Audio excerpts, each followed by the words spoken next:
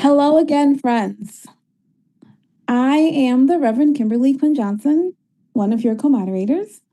I have the distinct honor of serving as minister of the UU Congregation of the South Fork on Long Island. I am also a member of the Church of the Larger Fellowship. That is our largest UU congregation with 2,900 members, over half of whom are incarcerated UUs. I now call to order the 5th General Session of the 65th General Assembly of the Unitarian Universalist Association. This session's business agenda is packed. It includes in the following order: opening words, that promised update from the Youth and Young Adult Office, from our secretary, an update on the results of the ballot from General Session 4 and final credentials report, a final report from the GA care teams, more responsive resolutions, the President's Award for Volunteer Service, the Angus H. McLean Award for Excellence in Religious Education, the Award for Distinguished Service to the Cause of Unitarian Universalism, the installation of newly elected leaders, an invitation to General Assembly 2027, our final process observation, recognition of all who made GA possible, closing words and adjournment of the business sessions, and finally, a little music to lead us out. We begin before opening words with that promised report from Ember Oak Kelly from the Youth and Emerging Adult Ministry Office to give a brief overview of how the UUA is supporting youth, that's high school age, and emerging adult, ages 18 to 25, attendees at General Assembly this year and in the future, and how the UUA's overall support for youth and emerging adults is growing and changing. Ember?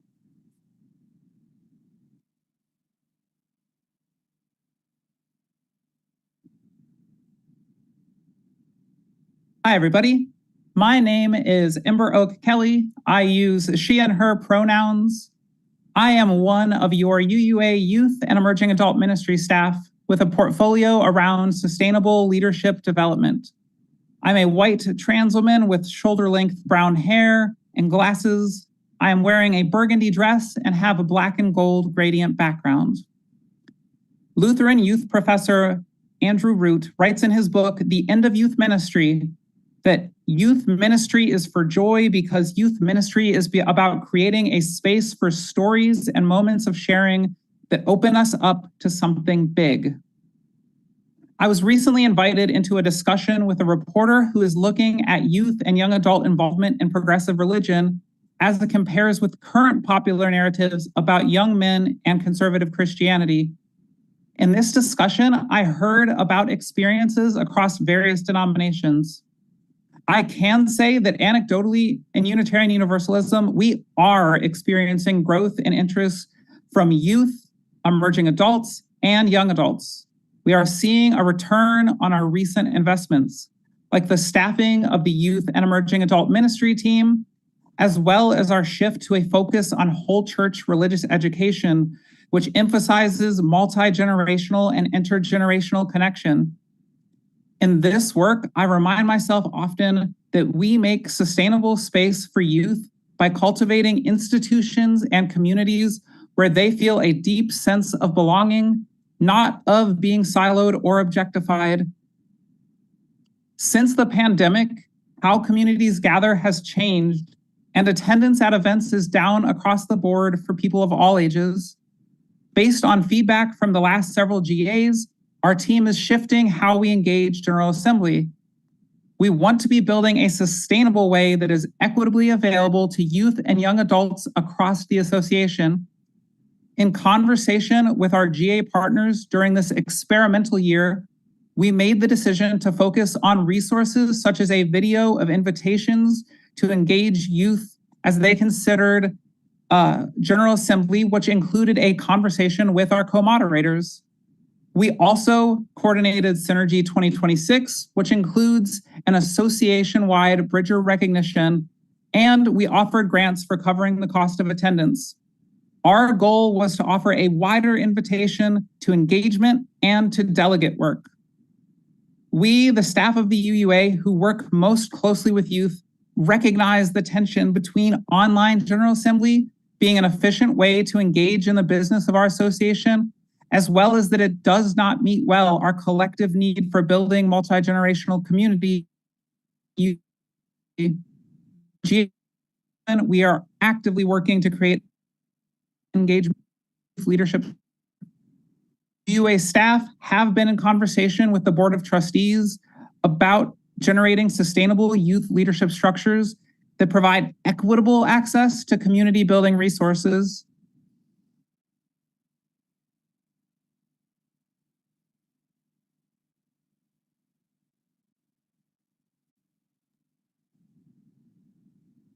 I think we lost Ember.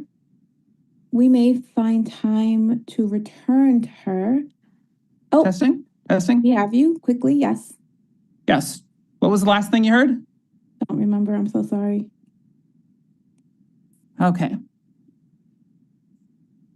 We, the staff at the UUA who work most closely with youth, recognize the tension between online General Assembly being an efficient way to engage in the business of our association, as well as that it does not meet well our collective need for building multi-generational community or allowing youth to connect deeply. For GA 2027, we are actively working to create a sustainable youth engagement and youth leadership structure.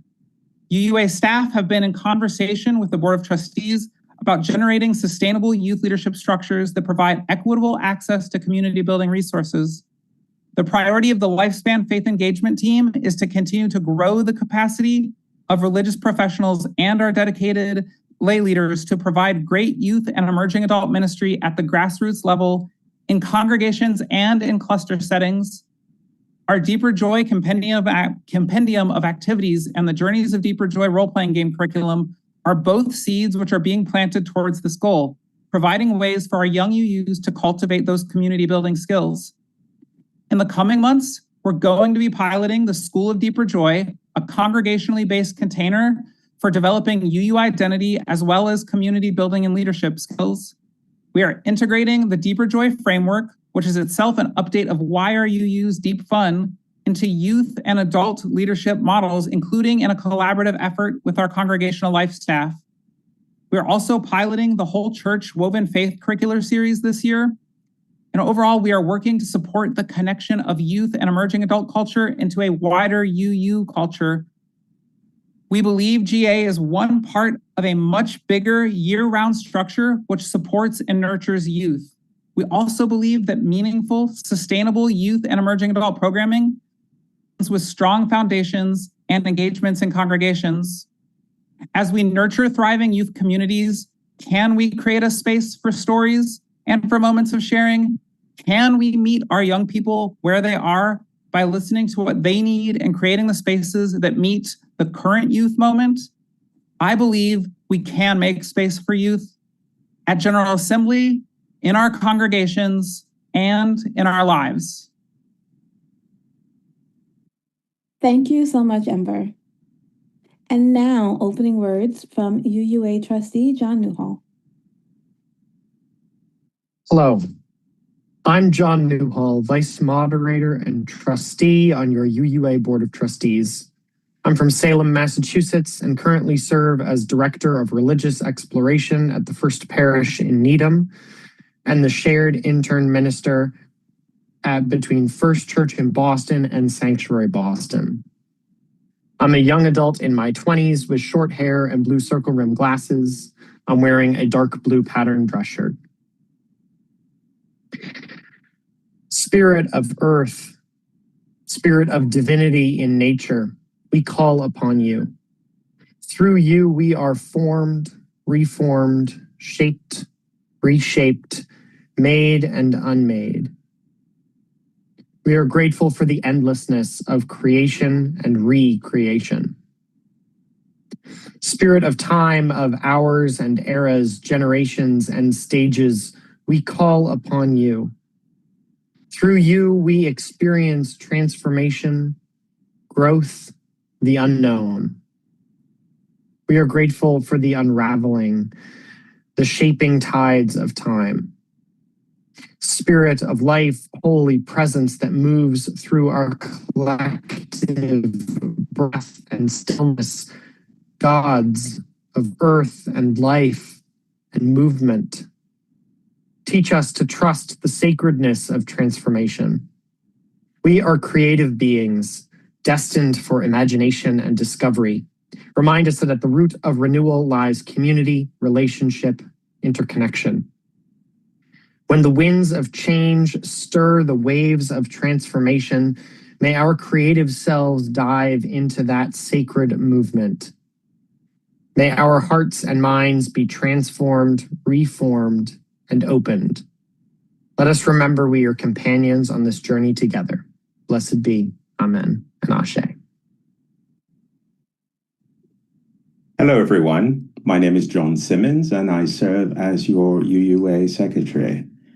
Here are the results of the ballot from General Session 4, as well as the final credentials report. For the action of immediate witness, defend against the assault on environmental protections, public lands, rules, and the endangerment finding, 98.5% of the votes cast were in favor of the AIW. 1.5% of the votes cast were not in favor of the AIW. Based on the votes cast, the AIW is affirmed. A total of 922 votes were cast, including 15 abstentions. For the action of immediate witness, all eyes on Delaney Hall, vigils, songs, and support outside ICE detention centers from across America in solidarity with those on a hunger strike, their families, and their supporters, 85.5% of the votes cast were not in favor of the AIW. 14.5% of the votes cast were in favor of the AIW. Based on the votes cast, the AIW is not affirmed. A total of 922 votes were cast, including 42 abstentions. For the responsive resolution, where are the youth? 78.2% of the votes cast were in favor of the responsive resolution. 21.8% of the votes cast were not in favor of the responsive resolution. Based on the votes cast, the responsive resolution is affirmed. A total of 922 votes were cast, including 55 abstentions. And finally, for the responsive resolution, gratitude for UUA support of youth and emerging adults, 91.6% of the votes cast were in favor of the responsive resolution. 8.4% of the votes cast were not in favor of the responsive resolution. Based on the votes, the responsive resolution is affirmed. A total of 922 votes were cast, including 50 abstentions. You can always access ballot results by using your smartphone camera or a QR code reader app to scan the QR code on your screen or at uua.simplyvoting.com. Next, I'll share the final credentials report for the 2026 General Assembly. There were 2,025 confirmed attendees, including 6 youths and 435 business-only attendees.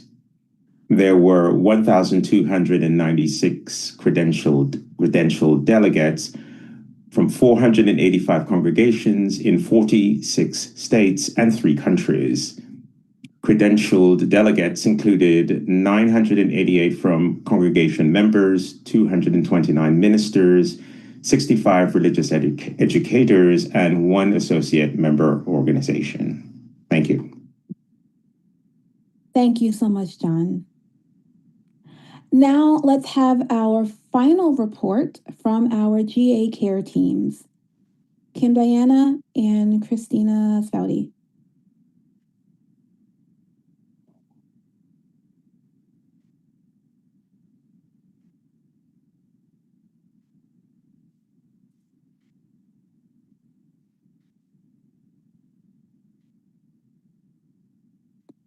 I am one half of your GA care team co-leads and the lead of the chaplain team, Reverend Christina Spouty. I use she, her pronouns and am a white woman with long curly brown hair, blue eyes, round face, and I'm wearing a Pride clergy shirt from Blessed Be.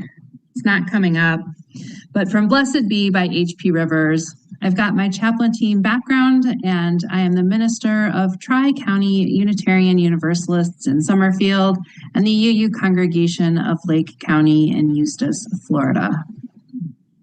And I am the other half of your GA care team co-leads and the lead of our wonderful covenant team. My name is Kim Diana Connolly. I'm a white upper middle-aged woman with long blonde hair, glasses. Again, I have this lovely covenant background that somebody made for me. I'm wearing a t-shirt in trans colors that says, "You will have to go through me." I use she, they pronouns. I'm a member of UU Amherst in New York and CLF.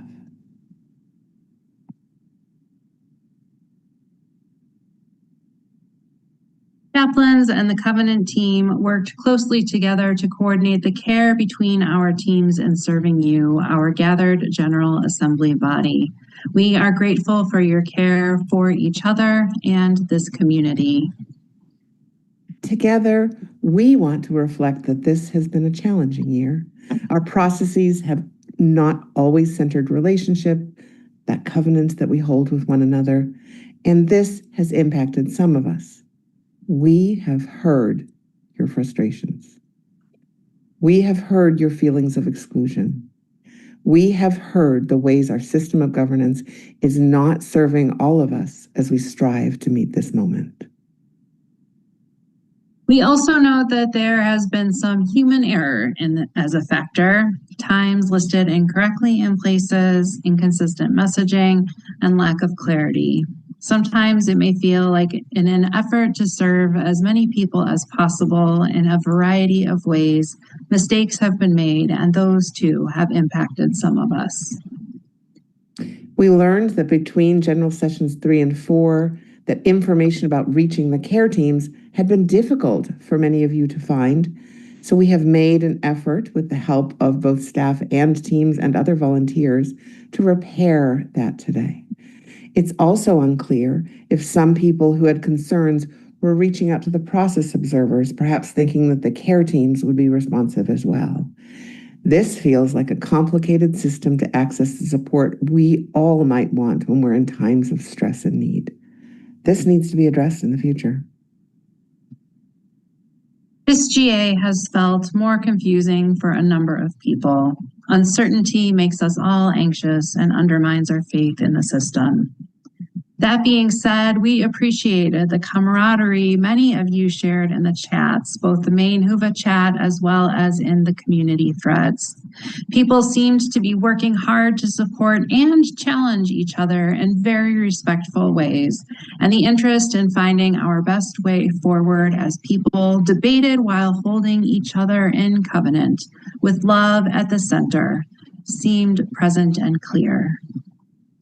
Another key care team, the systemic justice team, seeks to recognize what we are doing well. As the process observer noted at the close of General Session 4, speakers took care to affirm one another's intentions, while also acknowledging that intent does not erase impact, a core principle of systemic justice. This is more than about courtesy. It's about inviting one another into a shared circle of care and accountability. We have also repeatedly heard concerns and frustrations about the voting window. Those feelings are valid. At the same time, maintaining a published schedule that delegates can rely on is not about inflexibility or rigid rule following, but about providing the dependable structure many folks need to participate fully. In the post-analysis of General Assembly, we can revisit ways to make these structures as accommodating as possible for everyone. As is often the case, participants in General Assembly have competing needs that need to be balanced. On behalf of all of us on the GA care teams, we have been grateful for the chance to serve you all. Thank you for the many ways you are living out our shared faith.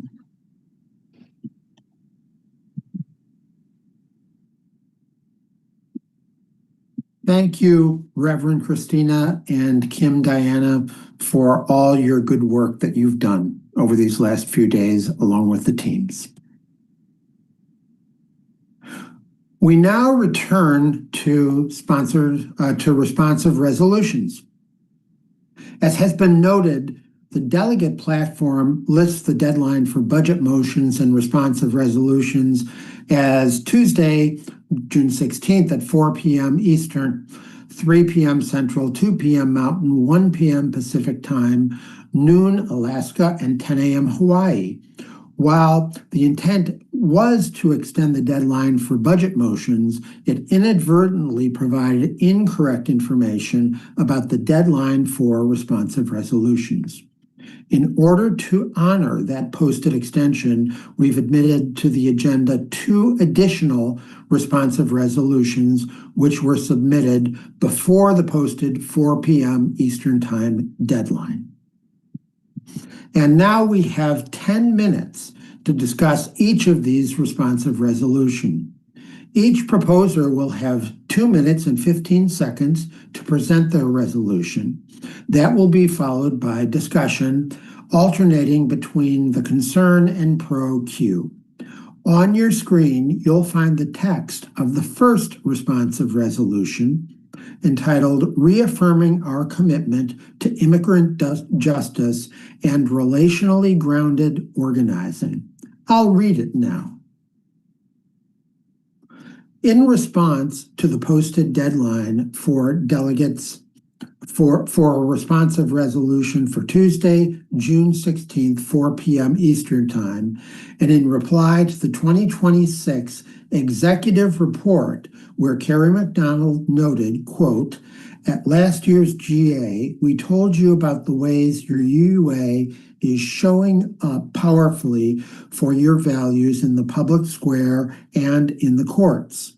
That work has become deeper and broader and led to powerful coalition relationships that make us stronger. Approaching our work through coalition is so essential, close quote. We affirm that the greatest midwife of justice is relationship.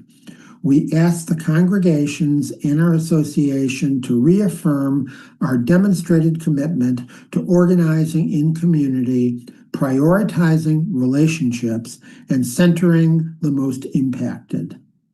Let us show up in authentic and grounded solidarity on July 13th at Delaney Hall in Newark, New Jersey.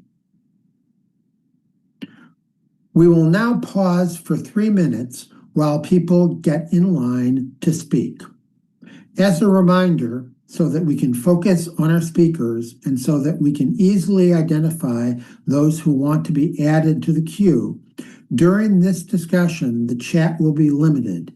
If you would like to be added to the pro or con queues, please follow those instructions in the chat. The chat is not available for general conversation during this time. We'll now wait 3 minutes.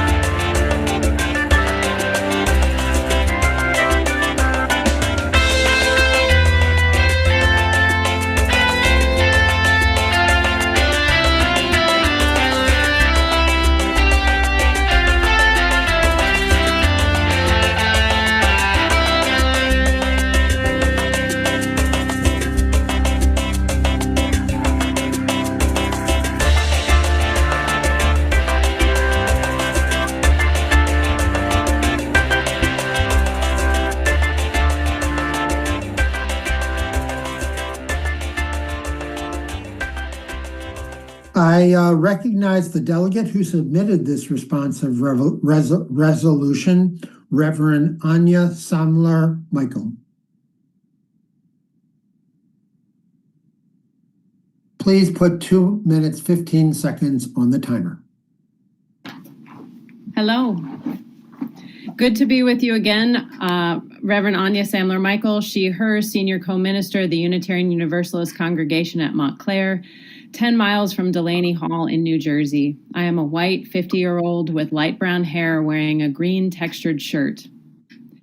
Let me just say that our processes are complex and difficult to manage. Indeed, they often force us into pro and con positions when if we were in effective and accountable relationship with one another, we could collectively mobilize, effectively organize, reflectively dismantle oppressive structures, and wholeheartedly defend against an encroaching tyranny. With this in heart and mind, we affirm that the greatest midwife of justice is relationship. We ask the congregations and our association to reaffirm our demonstrated commitment to organizing in community, prioritizing relationships, and centering, absolutely centering, always centering the most impacted. Let us show up in authentic and grounded solidarity on July 13th at Delaney Hall in Newark, New Jersey. Additional pro speakers, I promise, will add details about this action. Before I conclude, I would like to additionally reaffirm the 2025 GA AIW that declares and affirms that immigrants are people who have inherent worth and inalienable rights.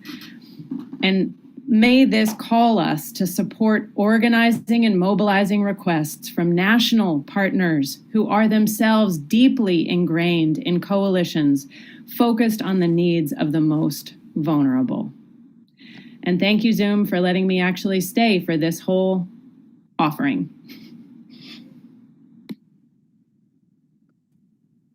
Thank you very much. There are currently no individuals in the con queue. So I will invite Leslie Peterson in the pro queue to speak now.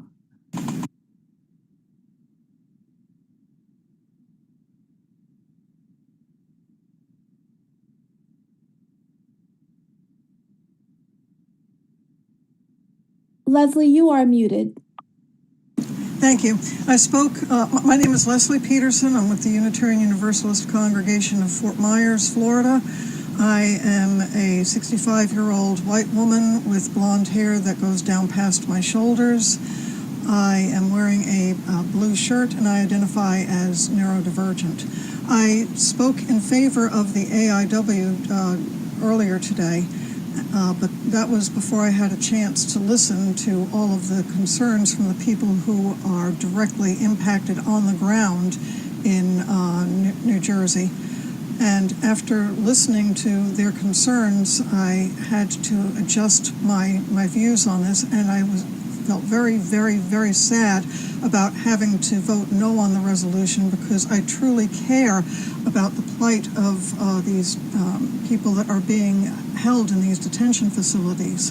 As I said, our congregation has been holding vigils at the Alligator Alcatraz here in Florida, so I felt very deeply connected to this.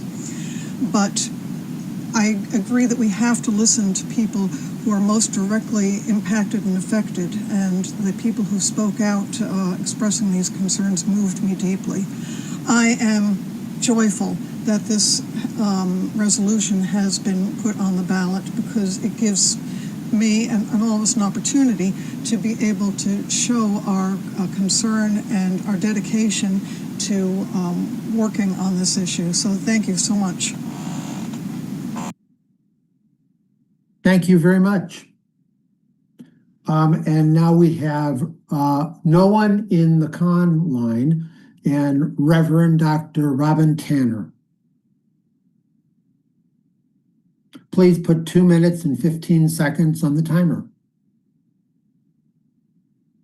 Thank you so much, beloveds, for this chance to bring before you a national call. I'm Reverend Dr. Robin Tanner. I'm a delegate from the Beacon congregation in Summit. My pronouns are she, her. I am a white queer woman in my early 40s with blue glasses and a coral scarf. I ask you, as a local organizer and minister who lives less than 20 minutes from Delaney Hall and who is there several times a week in relationship with Cosecha, Eyes on Ice, First Friends of New Jersey and New York, Faith in New Jersey, and many other organizations, to please vote in favor of this responsive resolution, urging Unitarian Universalists and a multi-faith coalition from across the United States to come together to call for the closure of Delaney Hall, to end contracts with GEO Group across the United States, including private prisons and halfway houses, which is interwoven with the demands of the long-haul Black-centered organizing in Newark, New Jersey. We can close the camps, beloveds, and we are calling on you, drawn from our faith, whose very symbol is a call to safety, sanctuary, and the courage to answer love's call. We're asking you to come together on July 13th in this national call with our UU Justice organizations, coalitions, and partners. For those who cannot come in person, read the letters from the hunger and labor strikers in your services and congregational gatherings. We have a toolkit with prayers and litanies and rituals that you can utilize. Finally, we invite you to join us in a ritual that we began yesterday at Delaney Hall, utilizing ribbons in the colors of the monarch butterfly, red and orange for those presently detained, black ribbons for those who have died in this horrific system, yellow for the children in the camps.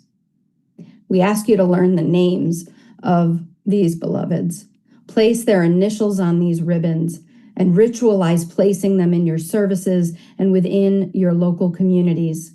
Many of our UUs are deeply engaged in their local communities, and this is something we can do to free families, to free them all. Thank you. We have had no individuals in the concern queue from the start, so we will do one more in the pro queue, and that will be Cindy Landrum. Hi, I am the Reverend Dr. Cynthia Landrum, minister and delegate from First Parish Church of Stowe and Acton, and a fat white demi-woman wearing a black bandana because I didn't know I was going to speak today. I'm speaking also as a member of the Commission on Social Witness, which held a quick meeting of some of us over the break, and so I speak on behalf of a partial and incomplete and quick process that we held. We wanted to state that we've heard how the structure of our last-minute option for an action of immediate witness created a system where what would have been the desired outcome if we had had more time and options, an amended AIW, was not possible. We feel it's important for the justice issue of ICE detention centers to be raised up in our congregations and communities in a way that's responsive to the local leadership on the ground. And so we applaud the UUA moderators and the responsive resolution author for helping us find a way to call all of us in this delegate body to the work in a way that we can share back with our congregations. So we ask that the delegates vote yes and return to their congregations and share the story. Tell your congregations what happened here at General Assembly and why, and ask them to engage in the work of justice in an informed and responsive way that has been revealed to us. Thank you.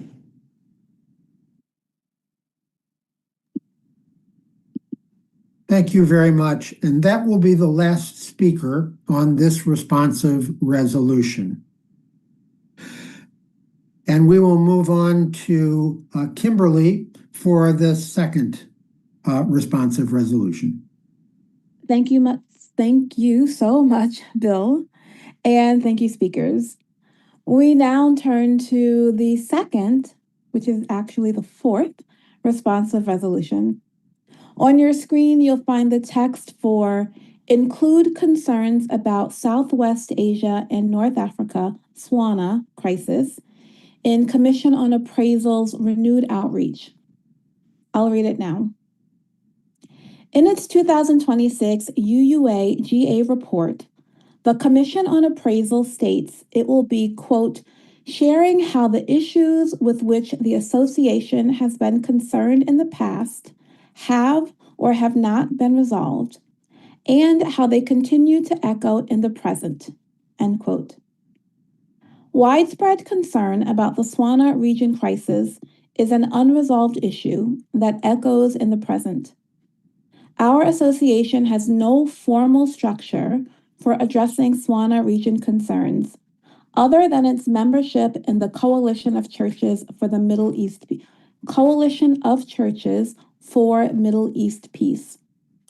No GA 2026 reports mentioned Churches for Middle East Peace, Palestine, or Gaza. While UUs hold the line against Christian nationalism's deadly impact in the U.S., we recognize that its foreign policy is also deadly. It intersectionally impacts people here and in other lands. U.S. faculty were beaten and fired, and students arrested, imprisoned, and deported for speaking about the genocide in Gaza. Palantir services ICE and oversees aggression. Many UUs have ties to bombarded lands. Many UUs are in deep grief. Younger generations expect progressive institutions to be vocal. We ask the Commission to include engagement with how the UUA can better include and respond to morally injured UUs regarding crises in the SWANA region. Now is the time for those who would like to be in the pro or con queue to make that known in the chat.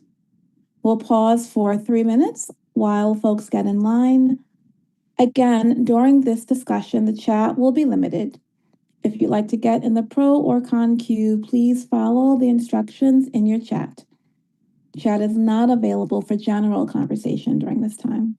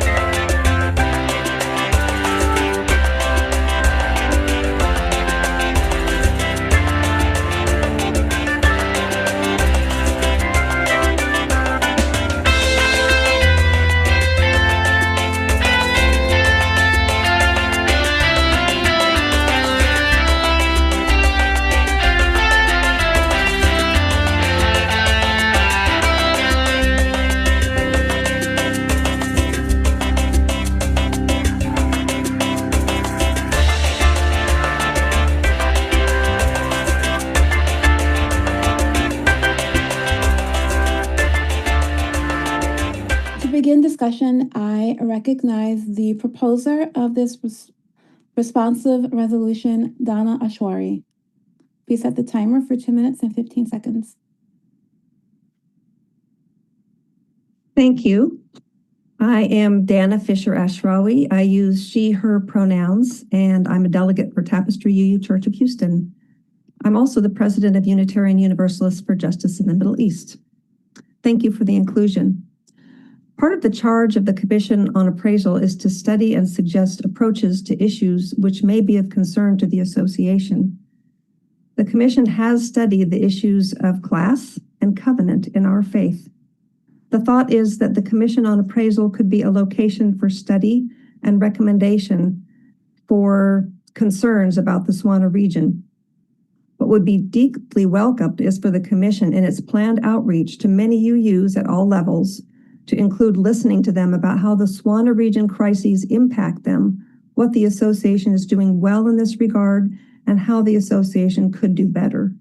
Whether the thoughts are related to polity or governance or other aspects of the association.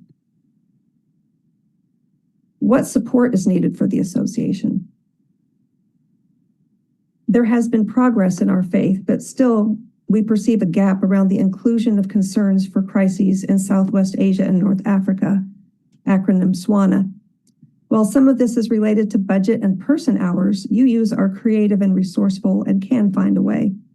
The expanded aggression in this region is a very deep concern, and it is related to us here in the United States. I engage, along with UUs for Justice in the Middle East, with Palestinian and Swana partners, our local chapters, and sibling denominational partners, including Jewish organizations, on this and the wider regional issues regularly. UUs in the pews who care deeply about and pay attention to crises in the Swana region need to feel that their grief and concerns are embraced locally, regionally, and nationally in our association. And that goes for staff and leadership as well. People need to feel that there is attention to action that makes a material difference in lives overseas. This is 2 years after the passage of the AIW Solidarity with Palestinians, and we see expanded aggression in the region. We do have 12 UU congregations that have signed the Apartheid-Free Communities Pledge. Thank you so much, Dana. Your time has expired. We call from the con queue, Rachel Feltner. Hello. My name is Rachel Feltner. My pronouns are she, her. I'm a fat Black woman with clear glasses, purple hair, and a black beret. I'm a member of Miami Valley UU Fellowship, and I've served on the Commission on Appraisal, the COA, for 2 years. According to Article 5 of our bylaws, the COA is charged with reviewing any function or activity of the association, which in its judgment will benefit from an independent review and report its conclusions to a regular GA, study and suggest approaches to issues which may be of concern to the association, and report to a regular GA at least once every 4 years on the program and accomplishments of the association. Past reports have been on topics such as covenant, membership, authority, and theological diversity. From my understanding, the COA is meant to be a tool for praxis, creating reflection on what we have done and helping us envision where we are going. I do not believe this responsive resolution fits within the scope of the COA. A responsive resolution is made in response to a substantive portion of a report by an officer or committee at GA. The COA report spoke to the discernment the COA has done concerning its own structure and practices. It spoke to the long history of the COA, and it also reflected on the bylaws renewal process. It did not speak of specific justice issues. The responsive resolution used only a portion of a sentence in the report, omitting the middle of the sentence. The full sentence is, in the coming year, we will be sharing our findings about the Commission's past reports, how the issues with which the association has been concerned in the past have and have not been resolved, and how they continue to echo in the present. I believe this responsive resolution is co-opting the report to introduce a topic to the Assembly that has not previously been part of discussion. Further, I do not believe that the actions dictated in the responsive resolution are within the scope of the COA or within the spirit of the responsive resolution process. Although I certainly am in solidarity with the work, and I want UUs to find ways to be in solidarity and co-conspirators with all of our human siblings. Thank you. Thank you so much, Rachel. We call now on the pro queue, Robert Sullivan. Please reset our timer. Good evening. My name is Robert Desmarais Sullivan. I'm with the First Church of New Orleans. My heart is deeply moved by what is going on in Palestine. I'm aware of some of the ramifications and the bureaucratic procedures that should be followed. But here we have decided that we have no option. This is, we agree with the United Nations, a genocide. We do not think it is anti-Semitic. It is anti-Zionist, but it is not, in our view, anti-Semitic to be anti-Zionist. And we're in full support of everything that we can do for the people of Palestine. Thank you. Thank you so much, Robert. We turn now to our con Q, the Reverend Monica Dobbins.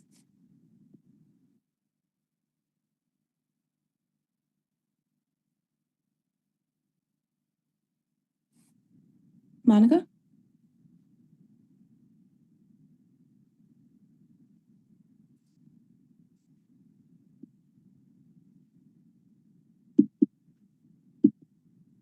Okay, hi. I'm the Reverend Monica Dobbins. My pronouns are she and they. I'm the Assistant Minister of the First Unitarian Church of Salt Lake City, and I'm the Chair of the Commission on Appraisal. I'm a middle-aged white lady with graying red hair pulled into a bun, and I'm wearing a black t-shirt and cat eye shaped glasses. I'm here just to offer a concern only as a point of clarification, speaking on behalf of the commission, and really mainly just echoing everything that my fellow Commissioner Rachel stated earlier. We want to thank the delegates for reading our annual report. We're really excited for our plans for the coming year. I hope that you will all follow us closely this year and read our reports. The responsive resolution before you states that the Commission will be sharing how the issues with which the association has been concerned in the past have or have not been resolved, and how they continue to echo in the present. I'd like to acknowledge the pain that I'm hearing in the language of the resolution, as well as the importance of this issue, the importance of Unitarian Universalists standing in solidarity, but also offering this point of clarification. Our commission has been studying its past reports dating back to the 1930s and following the thread of the previous commission recommendations and how they've played out up to the present.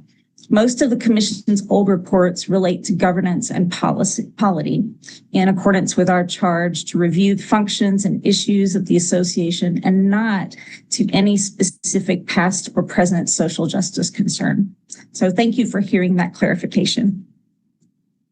Thank you so much, Monica. We have one final speaker in the pro queue, Katya Hansen.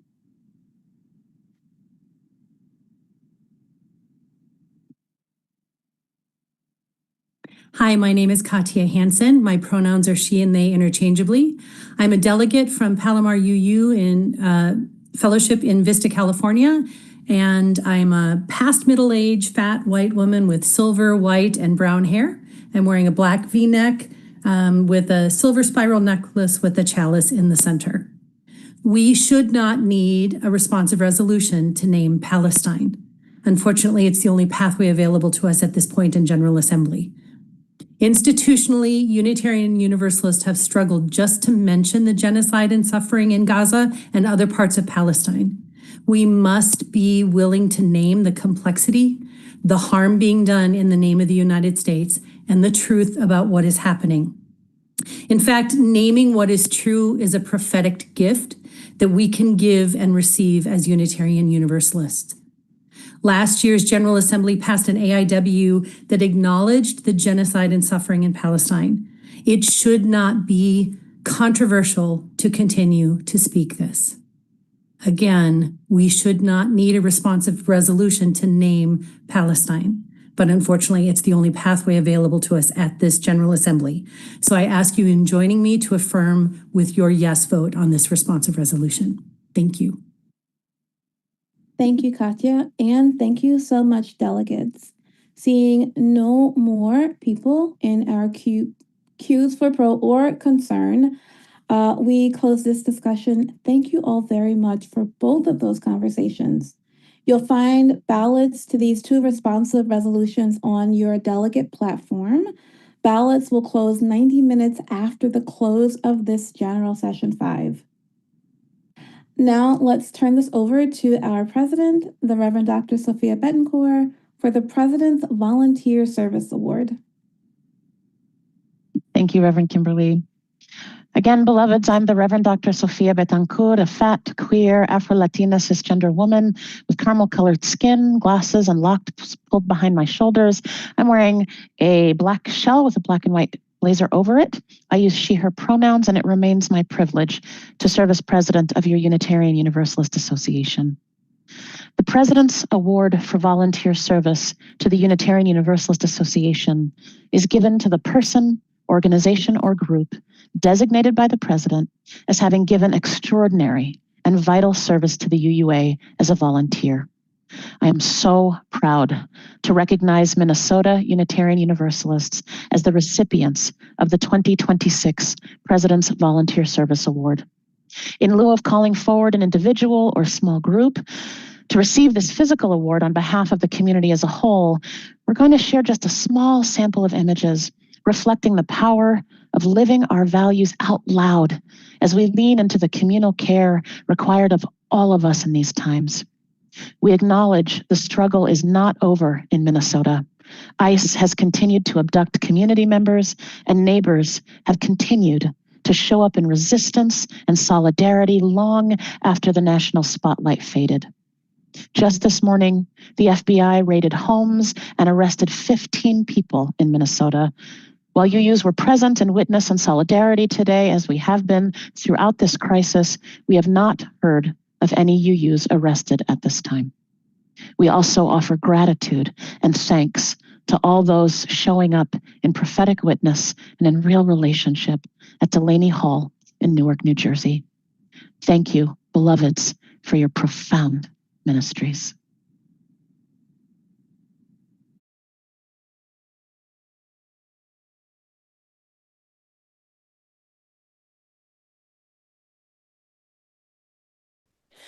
This year's President's Award for Volunteer Service to the Unitarian Universalist Association honors our 26 congregations in Minnesota, the Minnesota Unitarian Universalist Social Justice Alliance, or MUSJA, Black Lives of Unitarian Universalism, or BLUE, and countless others who answered the call to public witness and action this spring in Minnesota.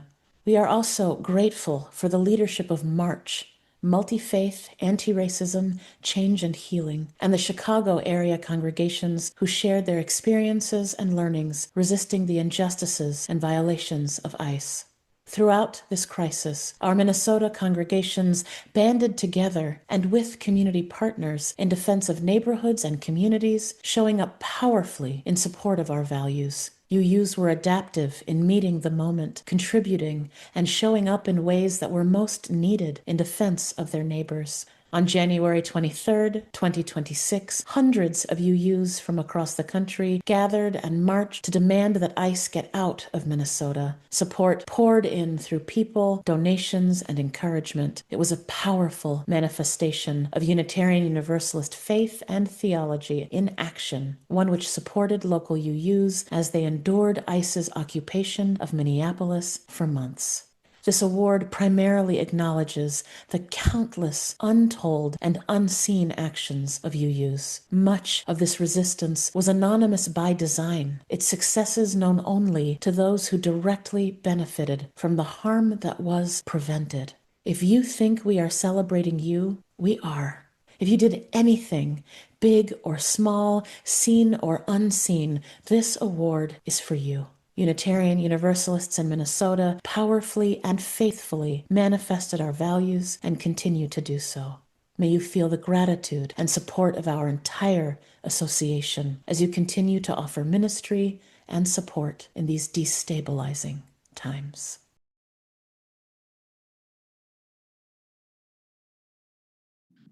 Please join me in offering our thanks in the chat, as you have already begun to do, for this profound collective ministry of communal care.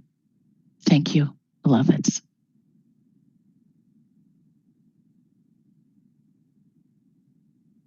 Thank you. Up next, let's learn more about the two. There we go. Let's learn more about the two recipients of this year's Angus H. McLean Award for Excellence in Religious Education.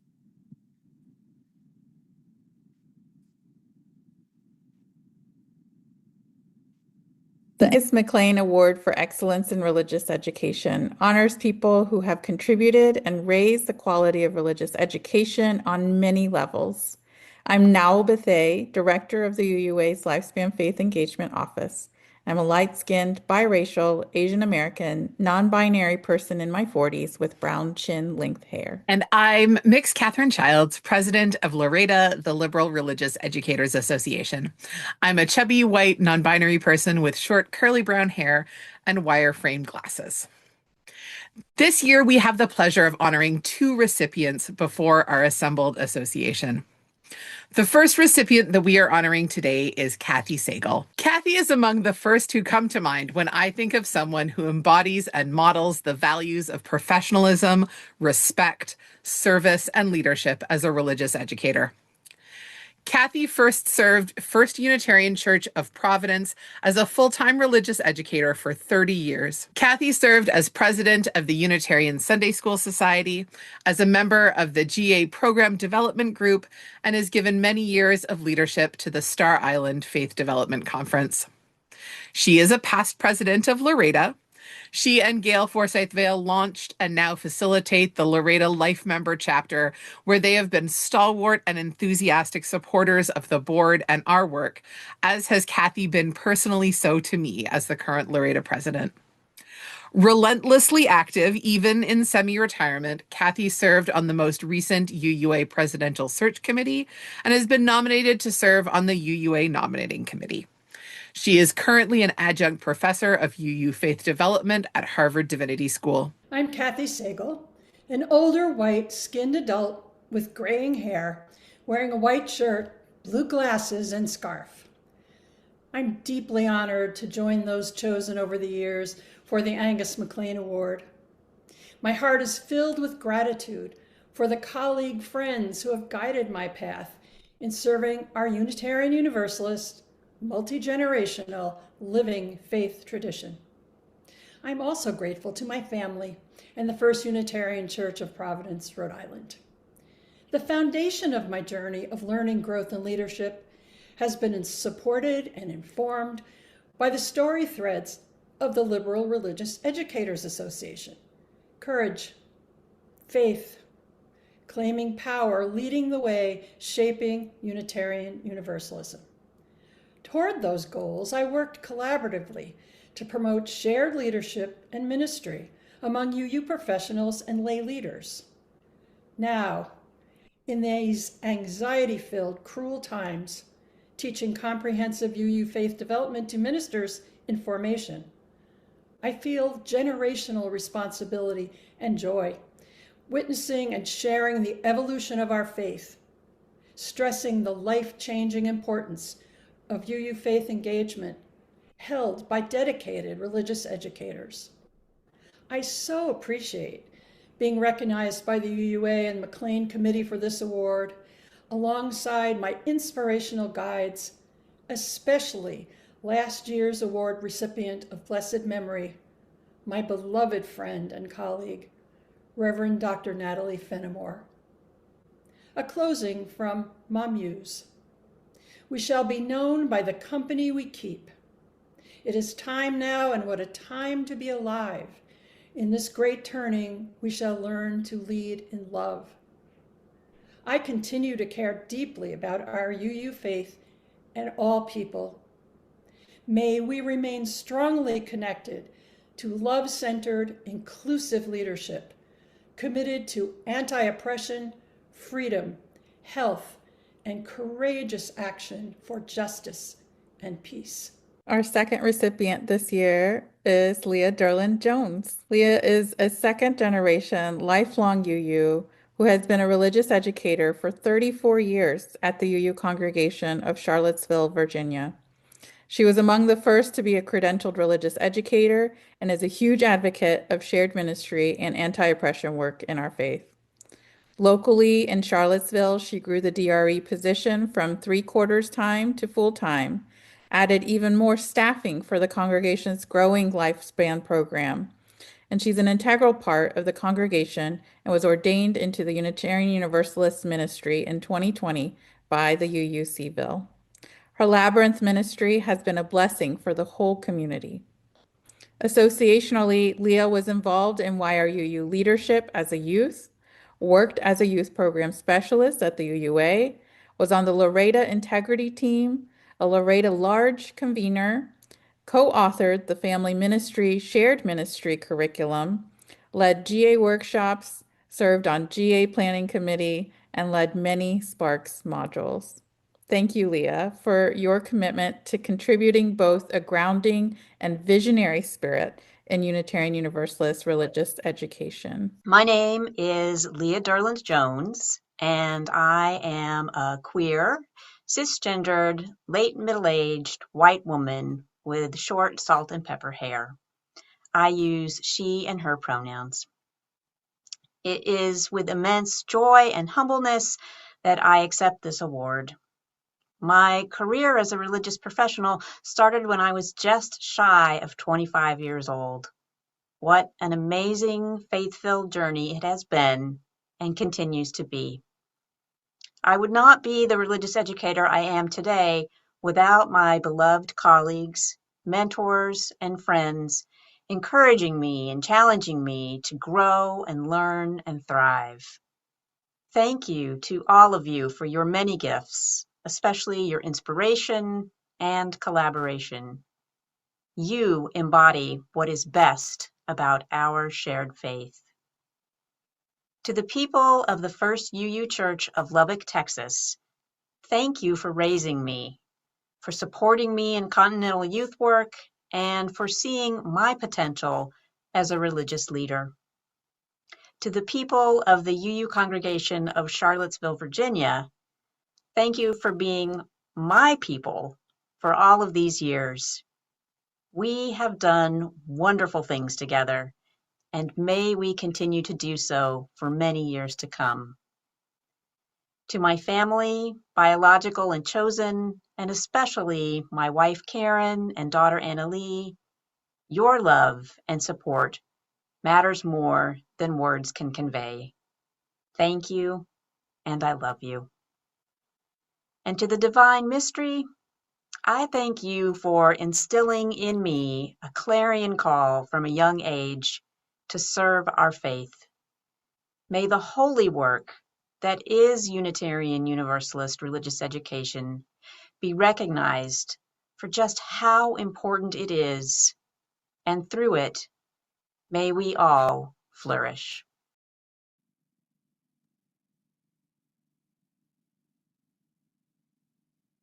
Every year, your Board of Trustees acknowledges the work of an exemplary UU who has truly given their life to this faith. Here's UUA Secretary John Simmons with the Award for Distinguished Service to the Cause of Unitarian Universalism. Hello, everyone. My name is John Simmons. I am the chairperson of the Committee for the Annual Award for Distinguished Service to the Cause of Unitarian Universalism, and I will be announcing this year's award recipient. The Award for Distinguished Service is one of the most prestigious awards given by our association. The award committee sought nominations from throughout our association in order to select from a broad range of the most exemplary leaders in our movement. Candidates for this award should, over a considerable period of time, have strengthened the institutions of our Unitarian Universalist denomination or clarified our message in an extraordinary way. They should exemplify what Unitarian Universalism stands for.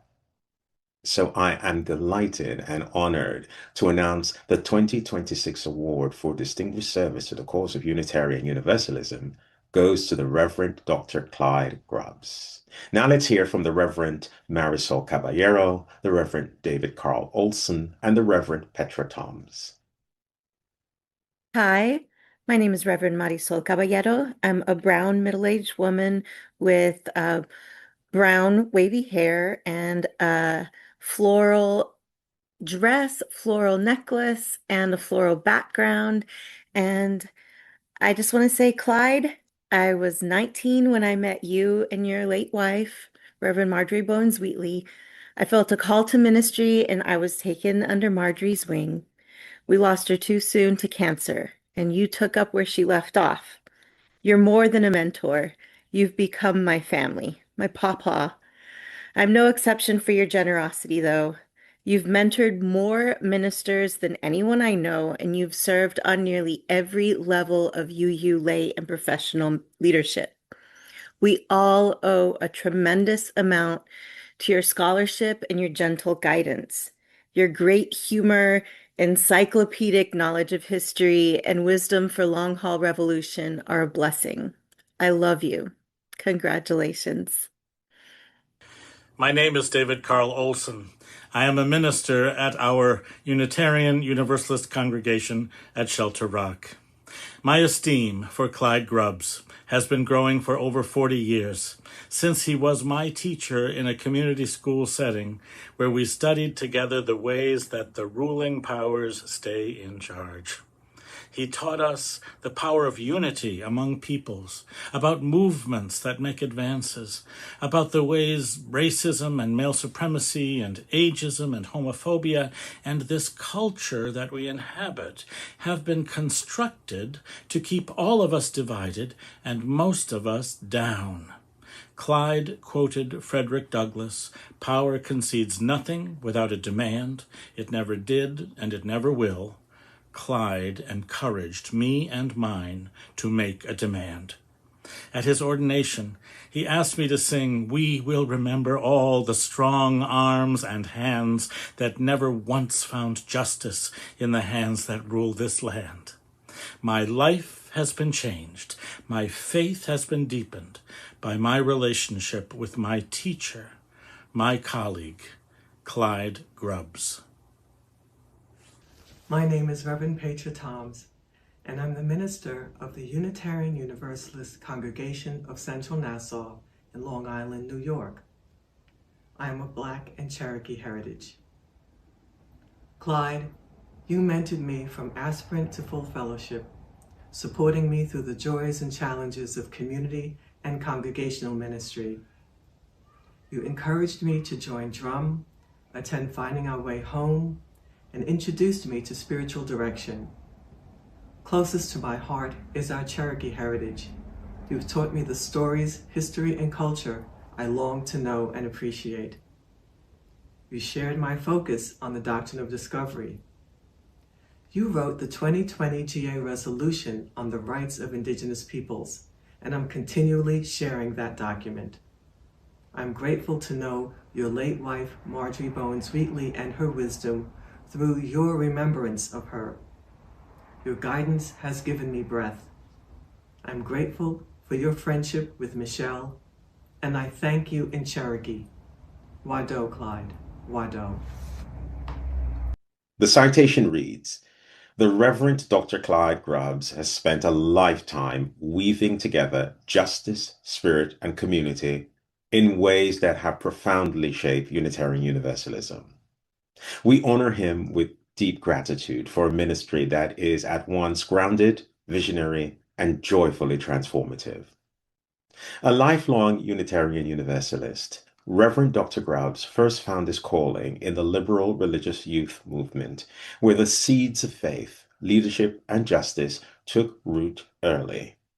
From those beginnings, he carried forward a ministry that centers youth empowerment, not as a stage of life to pass through, but as a vital and enduring source of wisdom, courage, and renewal for our entire faith.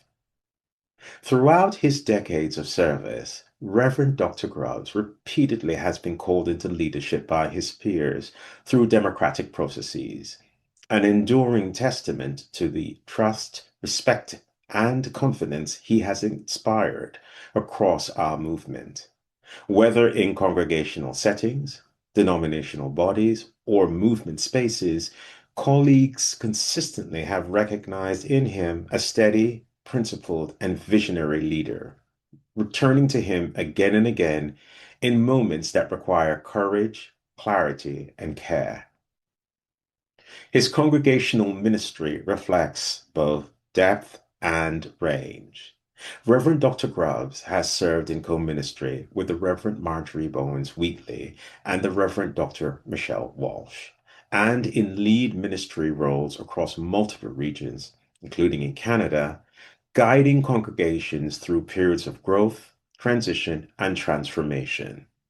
In each setting, he has brought a rare combination of governance acumen, spiritual grounding, and relational leadership, helping congregations not only to function more effectively, but also to live more fully into their values.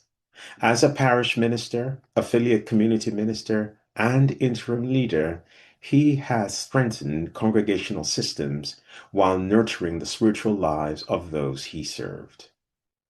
As a devoted mentor, Reverend Dr. Grubbs has accompanied generations of seminarians and emerging ministers, offering spiritual direction, practical wisdom, and a model of ministry rooted in integrity and liberation. His mentorship has shaped the vocations of many who now carry forward Unitarian Universalism's work in congregations and communities across the country. As one of our Native American leaders, drawing from his Texas Cherokee heritage, Reverend Dr. Grubbs has helped Unitarian Universalism deepen its relationship with indigenous communities and traditions. He has been a steady and prophetic voice, calling us into the long work of decolonization, inviting us not only to reckon with history, but also to transform our theology, our governance, and our ways of being together. His leadership in advancing the repudiation of the doctrine of discovery, a principle in international law that allowed European nations to claim rights over lands they discovered, often disregarding the presence of indigenous peoples, stands as a lasting contribution to our movement's moral and spiritual integrity. Reverend Dr. Grubbs is a builder of beloved communities across lines of difference. As a co-founder and past president of diverse and revolutionary Unitarian Universalist multicultural ministries, he helped cultivate a living network of solidarity among Black, Indigenous, and people of color within our faith. Through Drum, he nurtured leadership, strengthened collective power, and affirmed that our liberation is bound together. Across decades of service, in congregations, in denominational leadership, in the streets, and in the quiet work of spiritual direction, Reverend Dr. Grubbs has offered a ministry that is both fierce and tender. He teaches with clarity, leads with humility, and shows up with a deep and abiding love for our faith and its people.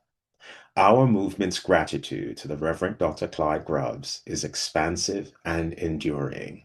His life and ministry remind us that Unitarian Universalism not only is something we believe, it is also something we practice together, with courage, with joy, and with an ever-widening circle of belonging.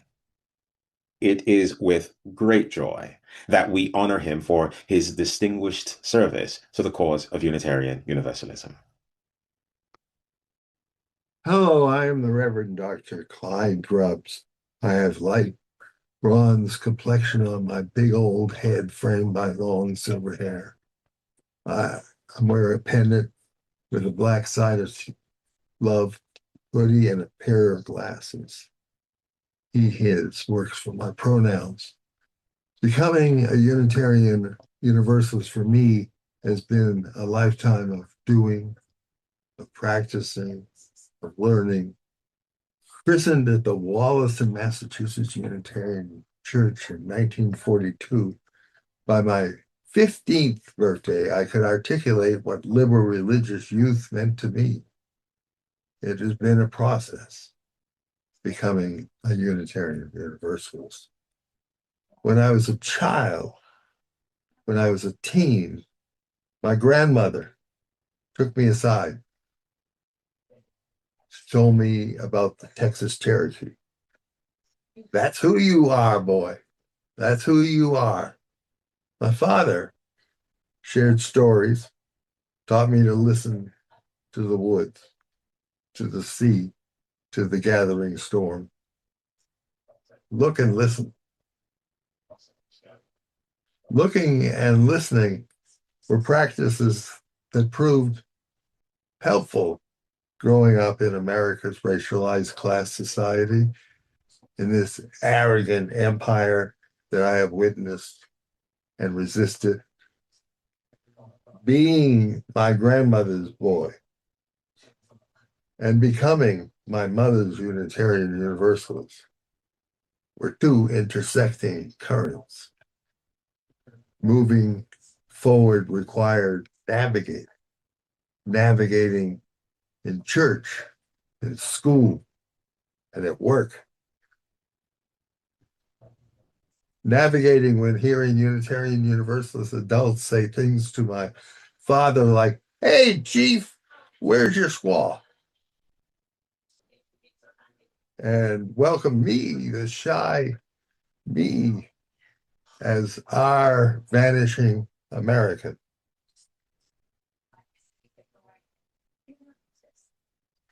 Becoming a Unitarian Universalist in my 20s and 30s was challenging.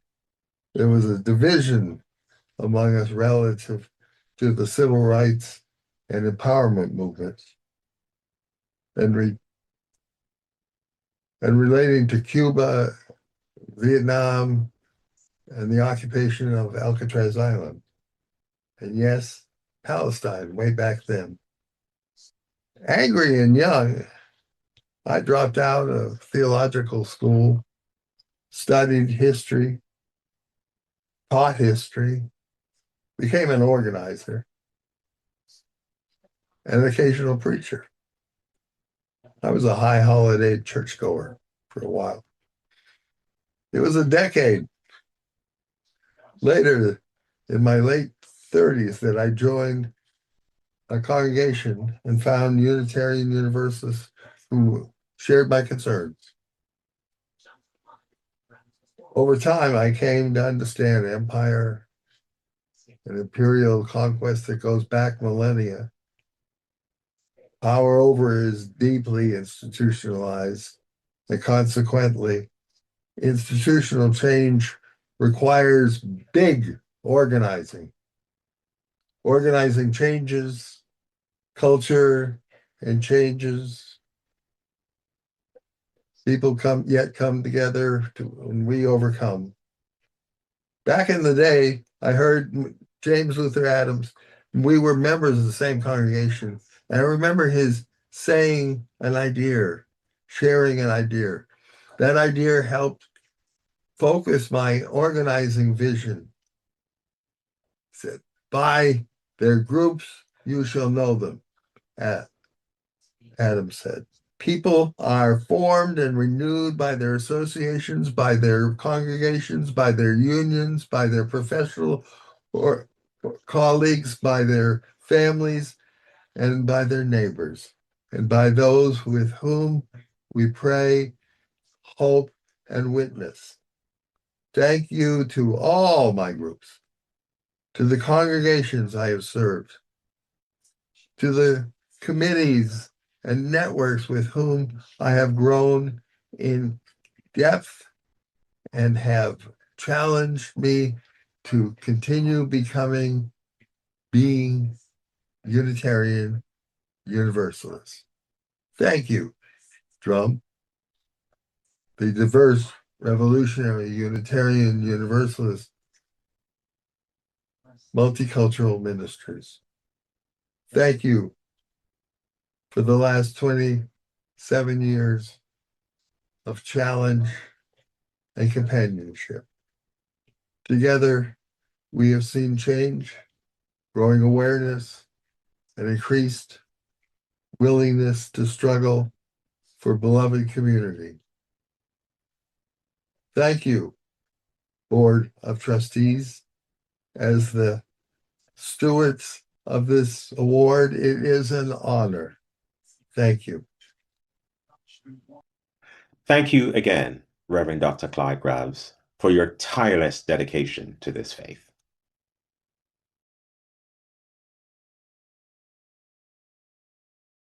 And here's John Simmons again to install our newly elected leaders. Thanks, Bill.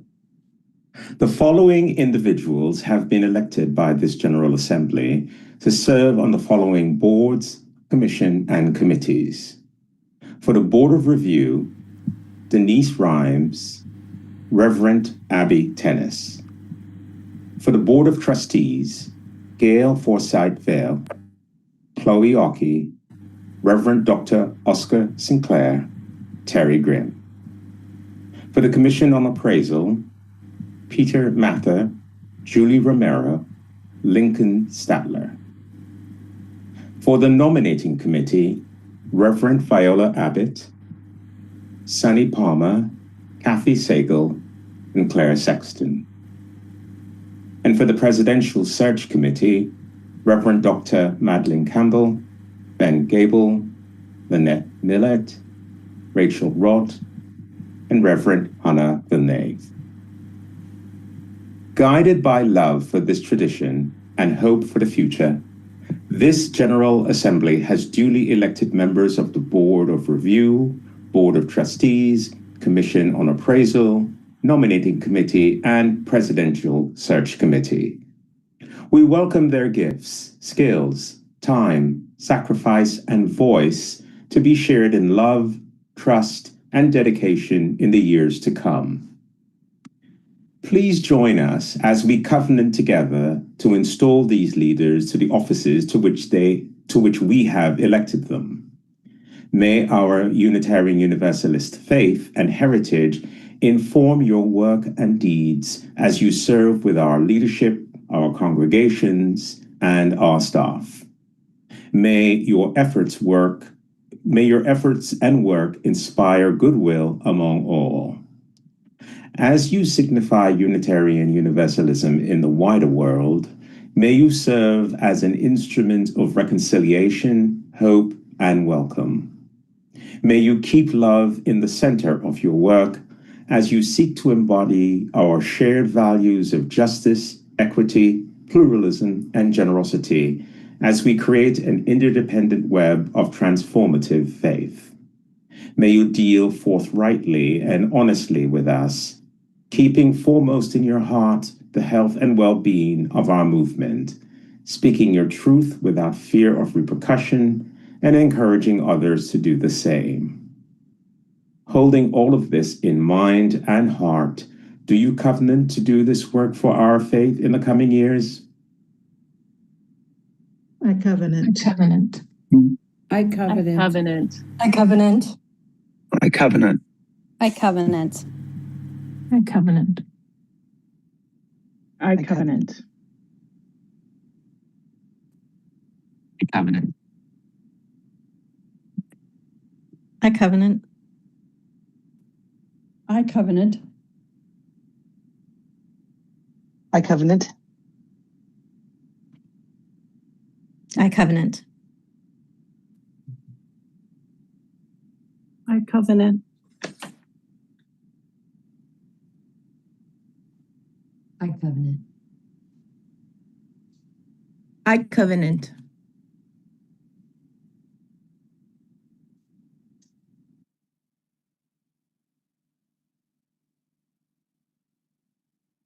In the spirit of hospitality and understanding among people, may all who cross your path feel they have been heard and seriously considered.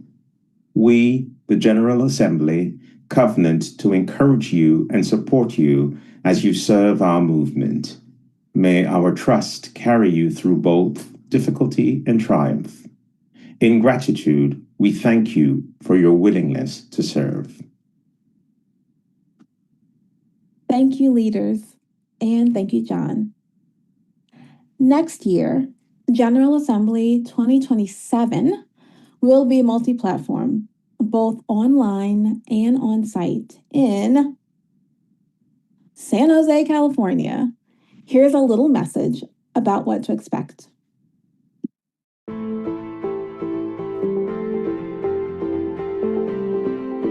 Beloveds, next year in San Jose, I cannot wait to welcome you to General Assembly 2027, where we will be multi-platform once again, some of us gathering on site in San Jose, California, and many of us tuning in from all across the nation and even the world as we join together as Unitarian Universalists across our ecosystem, celebrating the work and the beauty and the connections and the meaning-making of this faith. I hope you will join us next year as we engage in our business together, as we celebrate milestones, as we continue to deepen our understanding of Unitarian Universalism and how we are most called to meet the moment in this time. It will be good to gather.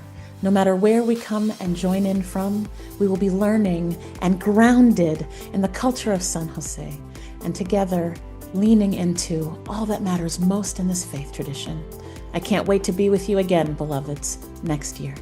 Hi, I'm Bill Young, one of your co-moderators. And I'm Kimberly Johnson, one of your other co-moderators. As we come to the close of this General Assembly, we want to take a moment to say thank you. Thank you for showing up with your voices, your votes, your faith, and your commitment to our shared future. Every year, General Assembly is more than a gathering. It's a reminder of who we are as Unitarian Universalists and what becomes possible when we come together across congregations, generations, and experiences. And next year, we'll gather in a new place, San Jose, at the heart of innovation and change, a place that invites us to imagine what's next for our faith. Because the work ahead of us is real. Our communities are changing, the world is changing, and our call to build beloved community, to center love, to act with courage, has never been more needed. General Assembly 2027 will be a space to reconnect, to learn, to worship, and to shape the future of our association together. Whether you join us in person or online, your presence matters. Your voice matters. We hope you'll be with us. Join us for General Assembly 2027. We'll see you there.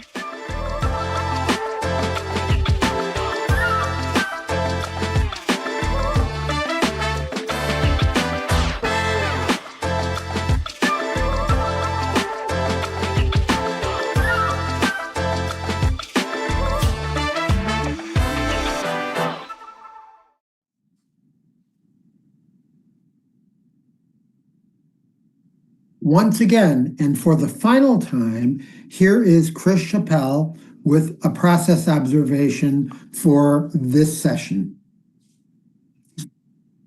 I'm Chris Chappell, a member of the Board of Trustees and co-financial advisor. I am also a founding member of Wellsprings Congregation in Chester Springs, Pennsylvania. My pronouns are she and her. I'm a white woman in my early 50s with brown hair swept to one side. I'm wearing a white shirt, an aqua jacket, a brown and gold necklace, and black glasses. I'm reporting on behalf of this year's process observation team, which also includes Reverend Justine Sullivan. In our role as process observers, we have the following observations about this general session. Overall, this final business session of GA 2026 flowed well. Acknowledging we are going a few minutes longer than originally programmed as we pivoted to add a staff report about youth and emerging adult engagement and leadership development, and to include discussion of the responsive resolutions that were submitted before the deadline provided on the delegate platform, which was, as previously noted, inconsistent with the deadline in the rules of procedure. The discussion of those responsive resolutions was consistent with the established procedures and covenant within the timeframes allotted, with an appropriate balance of pro and concerned speakers. As has been previously noted by both the process observers and the care teams, it's clear that we have an opportunity to continue to find ways to center relationship within the constraints of our current bylaws and roles as the ongoing critical work of bylaws renewal continues.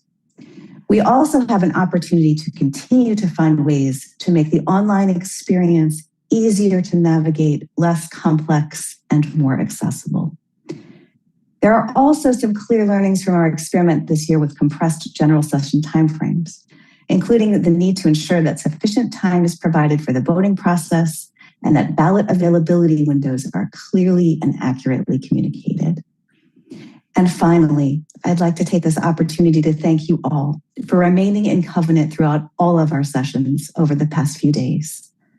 Thank you for behaving respectfully, for engaging in self and community care, for practicing active and anti-oppressive engagement, for showing up, and for being present to the truth. In a time when so many forces in our world are pushing us away from these practices, how we choose to be together matters more than ever. And once again, we also welcome your process feedback. You'll shortly see the slide with the QR code and link to the process observation survey. And the link should be in the chat as well. Please take a few minutes to share your reflections about this final session. Please leave this slide up for a few seconds before we move on. Thank you.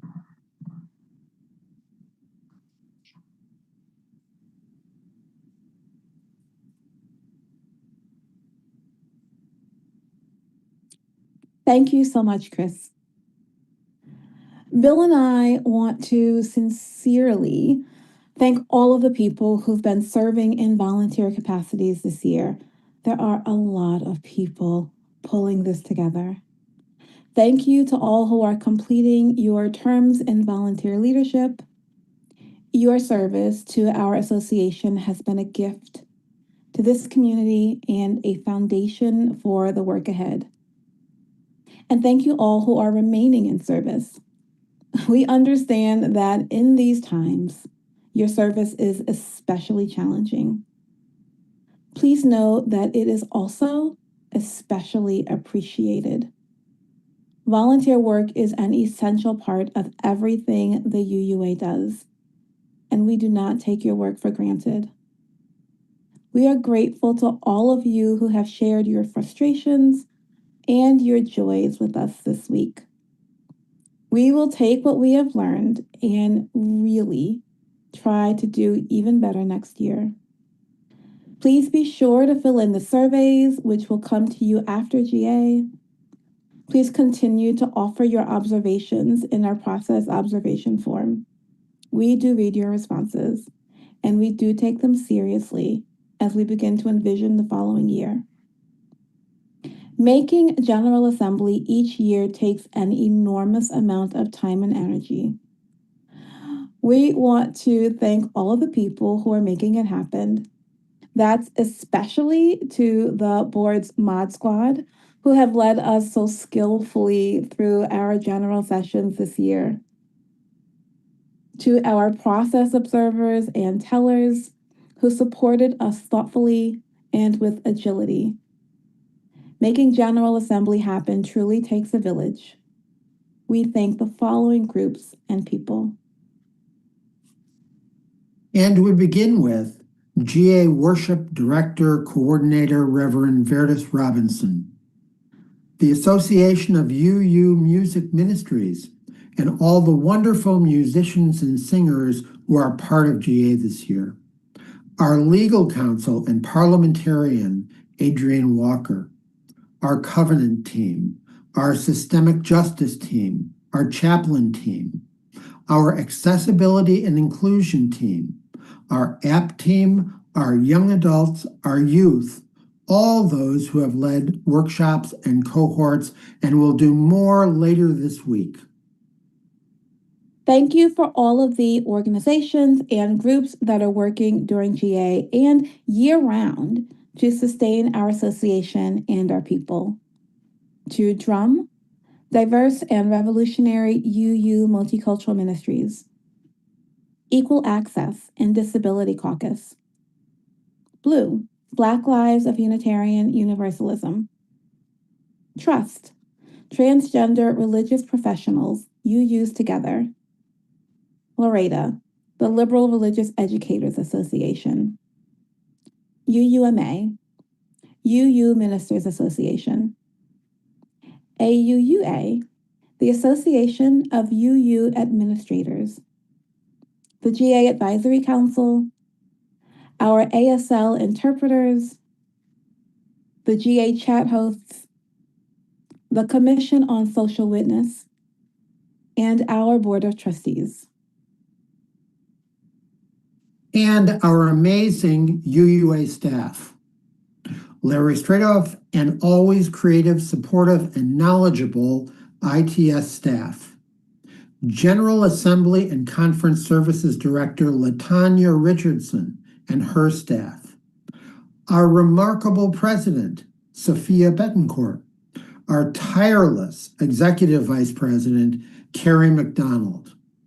And our Governance Manager, Stephanie Carey Marin, without whom none of this could have happened, and to whom we bow deeply and encourage to take some time off and rest. And to Betty Clark, who keeps us on track despite some of our best efforts to go off track. And all of you who attended General Assembly, thank you.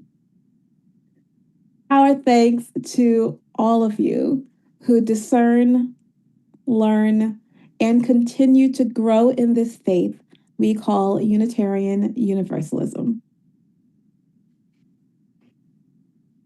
As a reminder, those ballots on responsive resolutions will be available for 90 minutes after the end of General Session 5.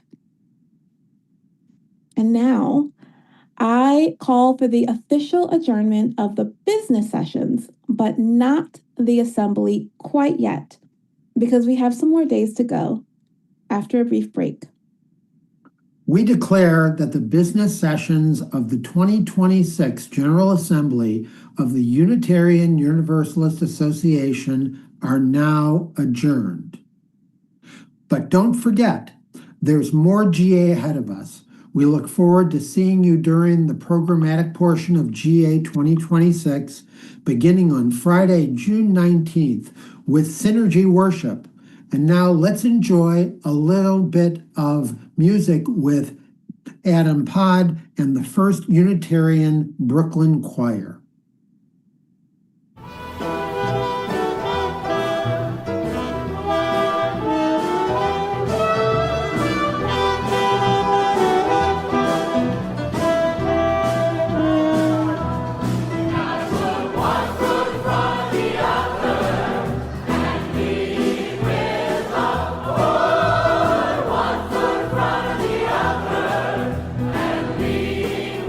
You gotta put one foot